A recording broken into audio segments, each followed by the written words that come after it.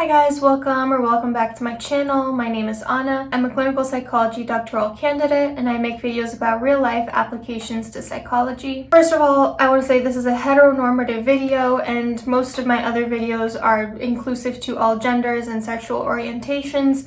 However, this is for a very specific reason.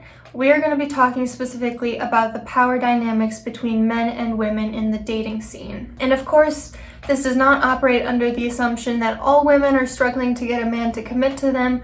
I recognize that some women are in relationships, some are happily celibate, some are even enjoying dating casually. No disrespect to those women, this is just for the women who are struggling to figure out how to communicate their desire for an actual committed relationship. So let's get started.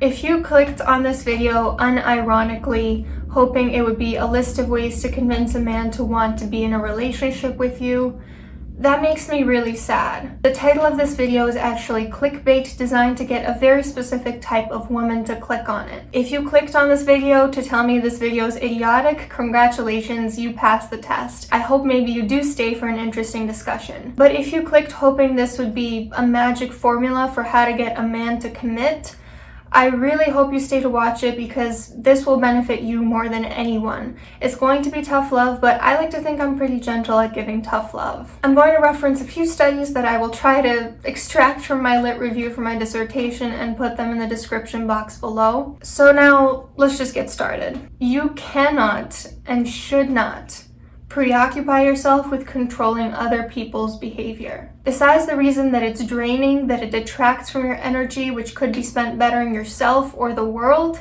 it's also not effective. If a man wants to be single, he will be single, and there is no magic formula of things to do or say that can get him to change his mind. The only thing that you can do is to select mates who meet your standards and to reject those who do not. The reason you can do this with a prospective partner but not in other contexts is because there's no agreed upon contract yet. You can choose to walk away from a tyrannical boss by not selecting to start a job at that company. You can choose to not be loyal to a person who is not an established friend. You can choose to cut ties with someone who you do not already have established as your committed partner. We'll talk later in the video about this idea of contracts, but now I want to get back to this issue of standards. What kind of standards should you have to make sure that people who are going to waste your time are not sneaking into your life? First of all, the bare minimum, someone has to be respectful, both of you and your gender. They have to be empathic, they have to be kind. But then also you have to have the standard that low or minimal effort is not acceptable. We teach others how to treat us. If someone says, hey, want to Uber to my place at midnight and I'll open a $7 bottle of wine, and you say yes, they're going to understand that they can put in the bare minimum effort and you will start to jump through hoops for them. If you try to raise your standards later, you will be met with resistance, anger, and disrespect. A disrespect that they already feel for you, but don't feel the need to show yet because you're doing everything that they want of you. And you might be thinking, well, we just don't know each other yet. He doesn't know if I'm worth it. He knows. If you try to change your standards later on, it's only going to make him angrier. Because truly, this isn't something that only men do. We all do it to an extent. We don't respect someone who gives us too much power, who is kind of a pushover. Haven't you ever had a friend or an acquaintance who always lets you get away with everything, never set any standards? And didn't you find yourself not fully respecting them? It's sad. It's sad that we tend to not respect people who let us get away with things. It's not the prettiest part of our humanity, but it is unfortunately how it is. And this is especially true for women in the context of dating. We are told that if we have low standards, we don't respect ourselves. And if we don't respect ourselves, then other people most certainly won't. And I want to be very clear that this isn't me saying that what a woman chooses to do with her body has any measure of her self-respect. I think what determines whether a woman has self-respect is how she lets other people treat her in all arenas of life. But I'm very against this idea that a woman who chooses non-committal relationships somehow lacks self-respect. Nevertheless, it is how other people might see it, and that's something you need to be aware of. I never realized until I was well into my committed relationship just how much contempt men have for women with low standards. or perceived lack of self-respect. And no, I don't mean all men. If I meant all men, I would have said so. When I was writing my literature review for my dissertation this past fall, I read several articles that explored the way college men think and talk about the women that they date. And I've heard you loud and clear. I know you want another video on hookup culture and all of my findings. I'm going to wait until after my data collection because I don't want for this video to potentially influence any of my participants. But I was in tears at the way those male participants spoke about women. When I was in college, I never knew the extent of it. Men give you just enough breadcrumbs to think that they respect and like you, but you never really hear what kinds of things they say behind closed doors. Some takeaways from those studies that I think are important to mention here. First of all, men saw the women who were dating around or active in hookup culture as threats to their reputation. They would never date such a woman because they fear it would bring their social status down to be seen respecting someone who their friends deemed as unworthy of respect. The women they did date were, in their eyes, just the right balance between sexually appealing and unattainable. You know, just the middle ground between Madonna and whore. The women that they strung along without commitment were not the women that they would ever see themselves being in a relationship with, either because they weren't attractive enough or they had been labeled as unrespectable.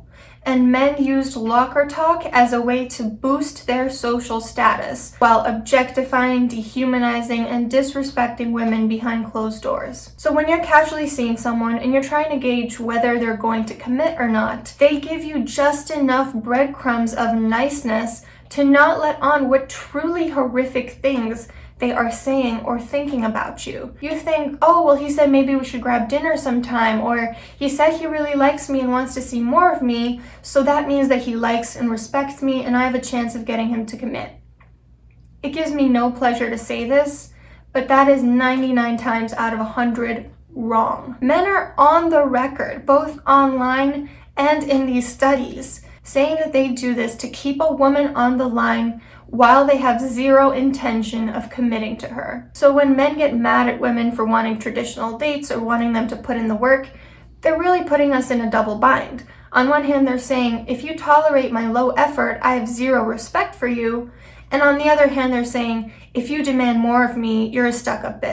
But here's the thing. These types of men that think like this are not the type of men that you should be trying to commit to or even date. Because these men are going to hate you no matter what. They have a baseline hatred of women that's not going to change no matter how many hoops you jump through. Really, your only option is to reject those men and to select the ones that are willing to treat you with respect and put in effort. So if you feel the need to convince a man to commit, you're already thinking of the wrong man. But back to this idea of relationships as contracts. I'm going to take a wild guess and say that this notion is going to piss some people off because it deromanticizes the image of relationships. But a contract is a written or spoken agreement between two people or more that states what each party's expectations or responsibilities are and what the consequences of not upholding your side of the agreement are. A relationship is a contract in that you are verbally agreeing. We are now in a committed relationship. We're not going to cheat on each other. If either one of us breaks this agreement, the other person then has the right to end this relationship without any hesitation. And of course, there are other things to consider too, such as the fact that everyone has a different definition of cheating and that you can end the relationship even if the contract hasn't been broken, and that sometimes some people won't break the contract over something like infidelity. But the purpose of a contract is always for protection. When a doctor makes you sign a contract at the onset of treatment, it is so that you don't sue them for something that's not their fault. When a job makes you sign a contract, it's so that you don't screw them over. When someone makes you sign a non-disclosure agreement, it's so that you can't weaponize your knowledge of them. It is absolutely the same in a relationship. The contract is there to protect both of you, to make it clear that it is not acceptable for either party to hurt the other. But when there's no contract, that's the Wild West. That's essentially the other person saying, I don't want to go on the record saying I'm not going to hurt you. When someone refuses to commit to you, they are essentially refusing to sign that contract. They are doing it very intentionally, because they know that if they say they're going to commit to you, they're going to be held accountable for their actions, and their actions you're probably not going to like. Would you ever start doing work at a job that didn't sign a contract that gave you absolutely no guarantee that they would pay you? Would you ever shop at a store that had all your credit card information but didn't make you sign a receipt so they can charge you whatever they want? Would you ever take on a client who refused to sign a contract saying that they would pay you for your services? No. So why in the world would you assume that the person you're in a situationship with isn't going to hurt you? You've probably repeatedly asked them, from explicitly to kind of implicitly, to go on the record saying they're not going to hurt you, and they have been unable to do so. In any other situation where a contract is present, it's clear as day that the other party has zero intention of ever signing or respecting that contract. Not now, not ever. So why are you letting someone get away with this in the romantic arena, where it has the most potential to hurt you? I genuinely believe that this dynamic between men and women, where many women desire commitment and men are unwilling to provide it, is the new face of the patriarchy. In the past, they wouldn't let us vote just 100 years ago, buy land, open a bank account, not till the 70s, by the way. Now, they gaslight us into thinking that our very natural longing for a committed relationship is actually insane. I hear so many women saying that they don't even want to ask for commitment because they don't want to come off as crazy or jealous or insecure. They're embarrassed to even ask for this basic need of safety and security. Yeah, they're insecure. Why wouldn't they be? They don't have the security. Because that's what it is at the end of the day. It's a guarantee that the other person at least agrees to not hurt you. Doesn't even mean that they won't hurt you, just that they say, okay, I won't. Women do tend to prefer committed relationships over non-committed ones. Not all women, of course. There are women who are happily enjoying hookup culture, women who are polyamorous, women who are perfectly celibate, but the overwhelming majority prefer relationships. Relationships for women means less slut-shaming, more trust, more sexual safety, and even more sexual pleasure for women. There's nothing crazy about having a standard, let alone a standard that's so clearly there to protect you. By making the oppressed feel like it's pathological to want to protect themselves, the oppressor is outsourcing the oppression. You're crazy if you want a relationship, but you have no self-respect if you let yourself get into a situationship. It is so much easier to hurt someone if they can't even ask for protection. And it's one thing to say up front that you don't want a relationship. That's a basic human right that all people have. But to intentionally mislead someone, to string them along, to give them ambiguous signs, to breadcrumb them, to refuse to commit while refusing to be upfront about your intentions, to refuse transparency about your true motives, to objectify and degrade this person behind closed doors, to make them feel crazy for even wanting security. That is abuse. It is a form of control, manipulation, denigration of self-esteem, and disrespect over a person's very natural right for safety and security. There are so many covert, subtle ways of abuse in today's society, and most people really aren't good at recognizing them. It's really not as simple as he's verbally or physically or emotionally assaulting me. Some of them are very subtle, but they really chip away at you. A lot of women already know this, but the truth is so painful that they put their defenses up. They listen to the partner's excuses or they create their own excuses, but the excuses that they give you are just that, excuses. If a man wants to be with you, the circumstances of his life will not stop him. It doesn't matter that his uncle is sick, or he's busy with work, or he lives across the world, or he's been hurt in the past. I'm going to give an example from my own relationship, and this isn't to brag about how great my relationship is. I know some of you get a little salty when I use examples from my own life. This is just to outline my point, okay? Obviously, I'm not going to give an example from someone else's relationship who I don't know. When I met my partner, I knew I was moving across the country in 3 months, and I was going to be spending at least one of those months on a different continent. I didn't think he would want to do long distance or that he would move to Chicago to be with me, but none of these circumstances mattered, because when a person, male or female, wants something, especially something in the romantic arena, nothing will stand in their way. And these excuses that you're telling yourself, you're giving them way too much power. Human beings are actually quite strong-willed. They can stay committed to someone through sickness and health, while their partner's off at war, while a million fans are throwing themselves at them through mental illness, and so on and so forth. The truth is, reality is too painful for you to admit.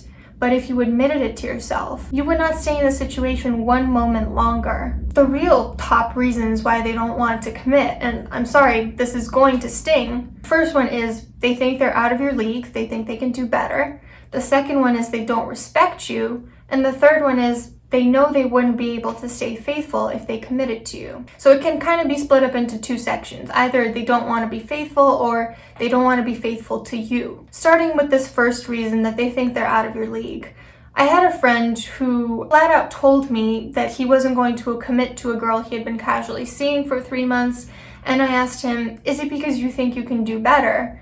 And he looked at me and said, "Honestly, yeah." And a few months later, he got into a relationship with someone else who he thought was better. The second option, that they don't respect you, especially if they have a Madonna whore complex, especially if they see a woman's worth is tied to what she does with her body, especially if you've permitted them to treat you with low effort. Once someone loses respect for a person, there's almost no coming back from that. And by trying and trying to continuously win that respect, you're only further compromising your dignity. The only way to preserve your dignity at that point is to walk away. Walk away yesterday, or at the very least today. The third possibility, that they don't want to be held accountable for their actions within the context of a relationship. Basically, they want the freedom to flirt, text, and hook up with anyone without any limits imposed. They can't commit to a relationship because they know they would end up cheating on you. Maybe they don't want to do that. Maybe they just don't want to even pretend to be in a relationship with you.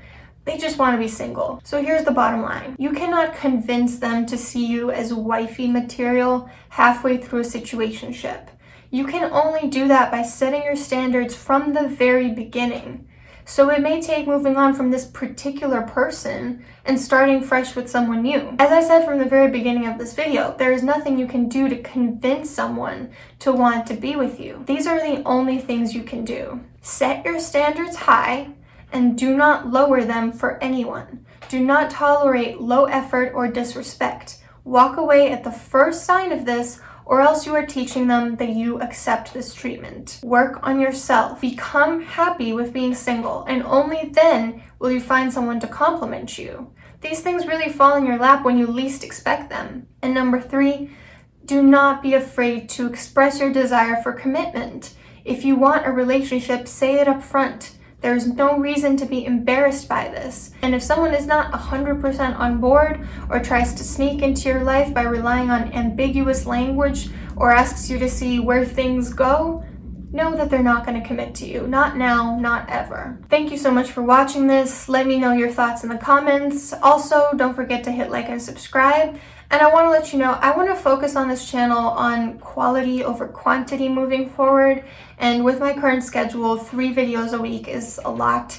I want to do longer, more interesting, more useful, and spicy topics. So I'm probably going to cut back to 1 to 2 videos per week, but I also want them to be really, really well written out and well vocalized. So I hope that this is okay with you. All right, have a great day.